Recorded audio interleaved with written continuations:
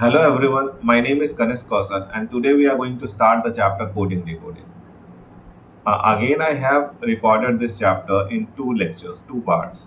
So, आज हम लोग पहला पार्ट डिस्कस करेंगे. After that we will discuss the second part that is going to be uploaded I think within 2 days. और इस chapter के बेसिक्स का डिस्कशन तो हम पहले ही कर चुके हैं. The most basic things that we are going to use in this chapter is related to alphabet series. वही नंबर वाली कहानी वापस से है. अब इसमें हमें क्या ध्यान रखना है? पहले thing we need to remember the position of each and every letter in English alphabet, जो कि हमें लगभग याद है. आफ्टर दैट ऑपोजिट लेटर में जैसे सी की बात करें, the position of C is 3. In the very similar manner, if I start counting from Z, that is reverse counting, reverse order, reverse counting, that means the reverse order of X is going to be 3. तो C का opposite X हो गया, D का opposite W हो गया. यहाँ पे अगर आप ध्यान से देखेंगे तो each and every letter and opposite letter, they are written in front of each other. B का Y है, C का X है, D का W है, E का V है, F का U है. In the very similar manner T का G है और G का T है एंड सो ऑन. और basic simple thing that you need to remember कि अगर A के अपोजिट में Z है तो position of A that is 1 और position of Z that is 26. इन दोनों का सम 27 आएगा. लाइक किसी भी लेटर की बात कर लें, जैसे J की बात करते हैं, the position of J is 10 and the position of Q is 17. J के अपोजिट में Q आता है, इन दोनों के पोजीशन का सम हमेशा ही 27 आएगा. So this is something that we have to keep in mind. तीन चीजें याद रखनी है again: position of the letters, opposite letters and reverse position of the letter. जैसे अगर U की बात करें तो U का ओरिजिनल पोजीशन इज 21, बट अगर मुझे रिवर्स पोजीशन पता करना है, that means I have to subtract 21 from 27. तो 27 माइनस 21 कितना हो जाएगा? Let us write 27 minus 21. 27 minus 21 is going to be what? 6 ना. तो U का रिवर्स पोजीशन 6 हो जाएगा. इन द वेरी सिमिलर मैनर एक बार वापस से याद दिला दूं आपको, जैसे H का पोजीशन 8 है तो 27 में से अगर 8 माइनस करेंगे we are going to get 19. 19 is what? 19 is the reverse position of H in English alphabet. Okay, got the point. तो चलो आगे की कहानी शुरू करते हैं. Here is our first question. जैसा कि आप देख रहे हैं, बड़ा सिंपल सा क्वेश्चन है. In a certain language Denmark is written as this particular word. How will English be written? तो सबसे पहला काम हमें क्या करना है? डेनमार्क के लिए there is a code that has been used. We have to decode that code. After decoding the code we have to answer. तो डेनमार्क की बात कर लेते हैं. कोड को डिकोड कैसे करेंगे? उसमें अगेन जो पोजीशन ऑफ लेटर्स है, आइदर ओरिजिनल सिंपल पोजीशन और reverse position, they are going to help us. तो डेनमार्क के पोजीशन को लिख लेते हैं. डी का क्या है? 4, ई का 5, एन का 14, एम का 13, ए का ऑब्वियसली 1, आर का 18 और के का 11. हियर द पोजीशन इज ई का 5, 6, 15, 14, 2, 19 एंड 12. अब देखो 4 + 1 5, 4 + 1 5, 5 + 1 6, 14 + 1 15, 13 + 1 14, 1 + 1 2 and 18 + 1 19, 11 + 1 12. तो बेसिकली यहाँ क्या चल रहा है? +1 का लॉजिक चल रहा है. Very simple, very easy. तो ई के बाद क्या आता है? एफ. एन के बाद क्या आता है? 14, के एल एम एन ओ. जी के बाद क्या आता है? एच. और एल के बाद क्या आता है? L M M. आई के बाद क्या आता है? जे. एस के बाद क्या आता है? टी. और एच के बाद क्या आता है? जी H I. So this is going to be our answer. So we have F, we have O, we have H, we have M, we have J, we have I, we have T. This is our answer. क्या लगा है? Logic क्या लगा है? Logic is of +1. Very simple, very easy. चलो अगला question देखते हैं. In a certain language, scrub is written as something 1 @ something like this, and brush is written again something 7 # 218. We have to find the code for hurry. तो देखो सबसे पहली चीज coding decoding की that you need to remember, आपको देखना है like we have to write the code of the word hurry. तो we have to check for each and every letter of hurry. Hurry के सारे letters HURRY, all these letters are here only. Can you see? H यहाँ है, U यहाँ है, R यहाँ है, Y is not somewhere, Y is not somewhere. तो चलो वाई नहीं है, तो अब चीज ये है कि अगर वाई इज नॉट देयर तो क्या होगा, let's say, but apart from Y each and every letter is there. तो जैसा कि आप देख रहे हैं यहाँ पे जो रीजनिंग यूज हुई है, जो कोडिंग यूज हुई है, ये वाली कोडिंग यूज हुई है कि एस के सामने जो नंबर लिखा है या सिंबल लिखा है, that is the code for S. Like S के सामने यहाँ पे भी 1 लिखा है, एस के सामने यहाँ पे भी 1 लिखा है, तो इससे हमें ये अंदाजा लगेगा कि एस के लिए जो कोड यूज हुआ है वो सेम कोड है। जैसे अगर आप किसी और की बात करें, आर की बात करें, आर के आगे हैश, यहाँ पे भी आर के आगे हैश, तो आर के लिए जो कोड यूज हुआ है वो हैश यूज हुआ है। बट द थिंग इज एक लेटर वाई मिसिंग है, तो बाकी के कोड्स तो हम लिख सकते हैं। जैसे एच का कोड क्या हो जाएगा आपका, you can directly see 8, very simple, very easy. U का कोड क्या है 2, आर का कोड क्या है हैश, एंड अगेन आर का कोड हैश है, बट वाई का कोई कोड नहीं पता मुझे। और इस कोडिंग को देख करके मुझे ऐसा नहीं लगता ऐसा कि we will be able to find the code. So इस क्वेश्चन का पार्टिकुलर आंसर होना चाहिए डेटा एडिक्वेट, या फिर कोई ऐसा ऑप्शन जिसमें वाई के लिए कुछ नया यूज किया हो।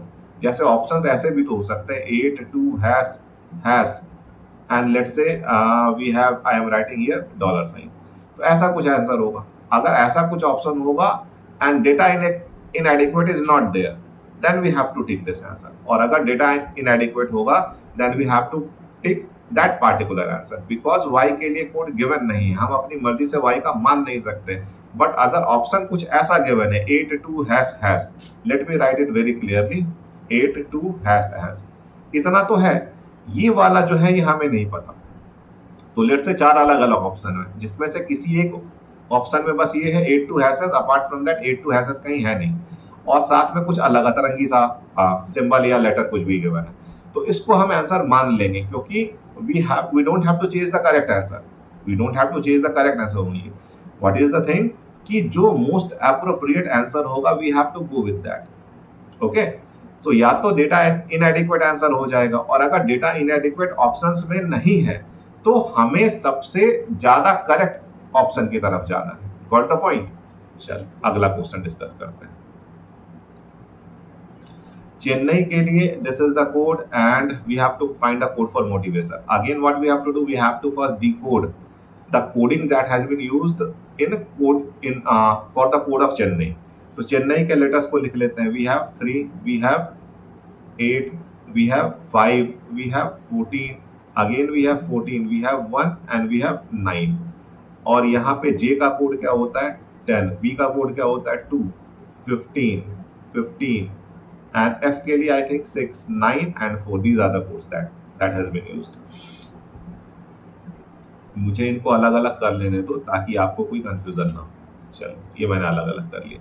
अब देखो, अगर 3 में हम 7 ऐड करेंगे then we are going to get J, but 8 में हमें माइनस करना पड़ेगा, 5 में हमें 10 ऐड करना पड़ेगा, 14 में 1 ऐड करना पड़ेगा, तो ऐसे तो कुछ बन नहीं रहा है। बट अगर आप ध्यान से देखोगे तो I का कोड यहाँ लिख रखा है, not this one, let me erase this eraser, this part I have to erase. I का कोड यहाँ लिख रखा है I plus 1, 9 plus 1, in the very similar manner 1 plus 1, in the very similar manner 14 plus 1, 14 plus 1, 5 plus 1, 8 plus 1 and 3 plus 1, that is 4. So coding इस type से की गई है, यस और नो। तो मोटिवेशन के लिए हम +1 करके लिख लेंगे, after that we have to flip. मतलब आप इस चीज को ऐसा समझो, M के बाद क्या आता है N, L M N O P Q R S T U I J U V W A B, T के बाद क्या आ जाएगा S T U, I के बाद क्या आ जाएगा J, O के बाद क्या आ जाएगा M N O P, N के बाद क्या आ जाएगा O। अब this is not the code, we have to reverse this, we have to write O P J U B, after that W, फिर J, फिर U, फिर P, फिर N। So this is going to be the code। मतलब at first we have to +1, we have to move to the next letter। M के बाद हम N पे गए। In this manner we had written the code, but we don't just have to write the code, we have to flip the code also, मतलब reverse order में। अब हमें यहाँ से स्टार्ट करना है, U से स्टार्ट करना है। So this is going to be the proper code. चलो, आई होप आपके समझ में क्वेश्चन आया होगा। Now I am moving to the next question. Agriculture के लिए कुछ कोड ये है। After that we have to write the code for amendment. तो चलो देखते हैं। यहाँ पे जैसा कि मुझे दिख रहा है, कुछ प्लस प्लस का तो नहीं दिख रहा है मुझे, रिवर्स ऑर्डर का भी नहीं दिख रहा है। एक्चुअली मुझे साफ साफ दिखाई दे रहा है कि A is here, A is here, R is here, R is here, G is here, G is here, I is here, I is here. In the very similar manner, each and every letter is there. Each and every letter is there. Yes or no? तो बस कुछ नहीं हुआ है, आपका A यहाँ आ गया है। In the very similar manner, I has come here, R आपका यहाँ आ गया है और G आपका यहाँ आ गया। चार, ये चार आगे पीछे हो गए। आफ्टर दैट वी हैव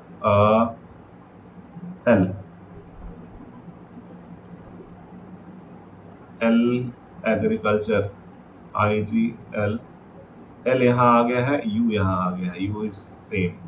चलो, और C को यहाँ ले आए। अच्छा, इन तीनों में भी क्रिस क्रॉस है। T is here, E is here, R is here and U is here. तो इन फर्स्ट 4 लेटर में क्रिस क्रॉस है, लास्ट 4 लेटर्स में क्रिस क्रॉस है और आगे के 3 लेटर्स में क्रिस क्रॉस है। तो A B A N means we have to write N first, after that A, after that B, after that A। और इन तीनों का उल्टा, डॉन का उल्टा NOD हो जाएगा, और आफ्टर दैट इन चारों का उल्टा, that means we have to write T, after that we have to write N, after that we have to write E, after that we have to write M। so this is the code। so चलो अगले question की तरफ बढ़ते हैं। Now in a certain coding language, English is written as whatever this is written, T N V M S S R, then what should be the code for capital? We have to find the code for capital। तो English के letters को लिख ले पहले। E का 5 है, N का 14 है, G का 7 है, L का 12, 9, 19 and 8। T के लिए we use 20, N के लिए we use 14। After that V के लिए we use V के लिए क्या यूज होता है 22, M के लिए 30, S के लिए 19, 19 and 18। सो अब देखते हैं, पता करने की कोशिश करते हैं क्या यूज हुआ है। सो 20 + 5 25 ओनली, 14 + 14 28, ये नहीं चल रहा है। 7 है, ये भी नहीं चल रहा है। 5 से कहाँ जा सकते हैं हम, H R, so 9, this one, this is 90। Okay, so I think ये वाला इससे ऐड करेंगे, ये वाला इससे ऐड करेंगे, दो तो मिल गया। अब E का देखो, E और V का देखो। 5 + 22 क्या होता है 27। इन द वेरी सिमिलर मैनर 7 + 20 क्या होता है 27। L यहाँ पे we have +1, this is one exception। Apart from that, I + R, again 9 + 18 is what 27 and 8 + 19 is what again 27। Got the point. So अब हमें इसी प्रकार से कोडिंग करनी है। तो C के साथ क्या आएगा, C is 3, let me right the positions first. C A1 P OP 16, 9, 21, 12। तो इसका तो +1 कर देना है डायरेक्टली, 9 + 1 आ जाएगा 10 आपका। आफ्टर दैट 3 है तो 24, वी हैव टू राइट 24। 24 किसका होता है, X का होता है। X मैं नीचे लिखता हूँ, X is I am writing downward. G का 10। आफ्टर दैट A का, A को we have to write as it is, और 16 है तो आपके पास 27, 11 आ जाएगा। 11 किसका आएगा, K का आएगा। In the very similar manner यहाँ पे T है तो यहाँ इधर we have to write 7, here we have to write 7, और 12 है तो इधर वी हैव टू राइट 15, और यहाँ A आ जाएगा, मतलब 1 आ जाएगा। So A is going to be as it is. 7 किसका होता है, G का। 15 किसका होता है, O का, और K और A तो लिखना ही था। So the answer is going to be K A X J O A G। This is going to be our answer। चलो, now the next question। Conversation is written as this, then what should be the code for republic country? Sorry, republic country, the word is conversation। So let us see, आपको शायद सारे letters in the word दिखाई देंगे, A C O N N means हो क्या रहा है, अगर V की बात करें तो V is also here, E की बात करें तो E is also here, after that T की बात करें तो T is also here, I की बात करें तो I भी है यहाँ पे, एंड O भी है यहाँ पे, और R भी है यहाँ पे, और S भी है यहाँ पे। तो अमित शाह की तरह सारे सारे के सारे गायब नहीं है, सारे के सारे प्रेजेंट है यहाँ पे। तो इसका मतलब क्या हुआ कि जो भी लेटर्स यूज हुए हैं कन्वर्सेशन में, all the letters are arrange alphabetically. सबसे पहले ए आता है, फिर सी आता है, फिर ई आता है, आई आता है, एन आता है, एन आता है, ओ आता है, ओ आता है, फिर obviously R S T V. तो in the very similar manner we have to arrange each and every letter of this particular word republic country according to the English alphabet. So I think we have to start with B. After that we are going to go for C. C हो गया, फिर E के लिए जाएंगे, is there any other E? No E. After the A B C D, E F G H I J K L M N we are going to have N. N के लिए चले गए, M N O, फिर P, फिर Q, फिर R, और बीच में एक छूट गया L. R and R we have to write. S T U. So T also I have to write. T also I have to write. T I have to write here. T I have to write here. U I have to write here. And Y I have to write here. और मेरे पास मैंने I और L छोड़ दिया है, तो I और L we have to write I and after that L. So B C C E I L N O P R R T U Y. This is going to be our answer. तो हर बार आपको directly जबरदस्ती का logic नहीं लगाना, you have to see, you have to observe the question first. Question को observe करने के बाद आपके समझ में आ जाएगी कि क्या हो रहा है। ये सारे क्वेश्चंस मैंने भी ऐसे ही रैंडमली नेट से उठाए हैं, and right now only I am solving this all these questions. तो चलो देखते हैं आगे क्या होता है। This is the next question. Cricketer के लिए we have this code, we have to write the code for player. तो क्रिकेटर की बात करें तो क्रिकेटर के लिए कोड क्या हो जाएगा, कोड है दिस वन। तो पोजीशन लिख लेते हैं, 3, 18, 9, 3, 11, 5, 20, 5 and 18. Here what do we have? 4, 17. J is 10. B is 2, 12. D is what? 4. U is what? 21. D is what? 4 and S is 19. तो हो क्या रहा है, पहले +1 हुआ, आफ्टर दैट -1 हुआ, फिर से +1 हुआ, फिर से -1 हुआ, फिर से +1 हुआ, फिर से -1 हुआ, फिर से +1 हुआ, फिर से -1 हुआ। तो +1 एंड -1 ये कहानी चल रही है यहाँ पे। +1 एंड -1 ये कहानी चल रही है यहाँ पे। तो player +1, O P Q, Q L -1, K L, A +1, B Y -1, U V W X Y, E F R, R के पहले आएगा Q. So this is going to be our answer.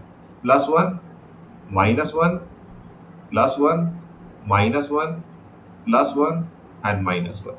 This is what the logic is. ठीक है, तो देख लेते हैं किस ऑप्शन में, Q K B X, Q K B X F Q. So this is our answer. चलो last slides में भी शायद मैं भूल गया था आंसर बताना आपको। No, there was no option in the previous slides, मैं भूल गया। चलो question number 7 is done.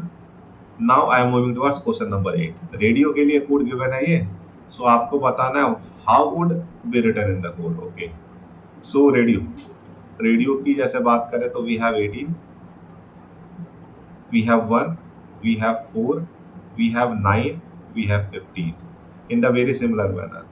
16, 25, B के लिए क्या होगा 2, G के लिए 7, M के लिए 13। तो देखो यहाँ पे -2 हुआ है। अब अगर आप ABCD की बात करोगे तो एक चीज आपको यहाँ पे समझना जरूरी है, ABCD XYZ। अब Z खत्म हो जाएगा तो उसके बाद वापस से A आएगा, मतलब कि जो ऑर्डर है ना वो साइक्लिक काइंड ऑफ चल रहा है। ABCD EFGH IJKL, at the end we are going to get Z. अब Z के बाद क्या आएगा, तो we have to consider A only, फिर ABCD से स्टार्ट करेंगे। इन the very similar manner A के पहले क्या आएगा, तो A के पहले there is going to be Z, yes or no? ABCD वापस ऐसे स्टार्ट करना है, आगे फिर से Z आएगा तो A के पहले Z, -1 किया तो Z और -2 किया तो क्या आ जाएगा, Y आ जाएगा। तो A के पहले क्या है, Y है, -2 कर दिया तो in the very similar manner D-4 B है, 9-2 7 G है, 15-2 13 M है।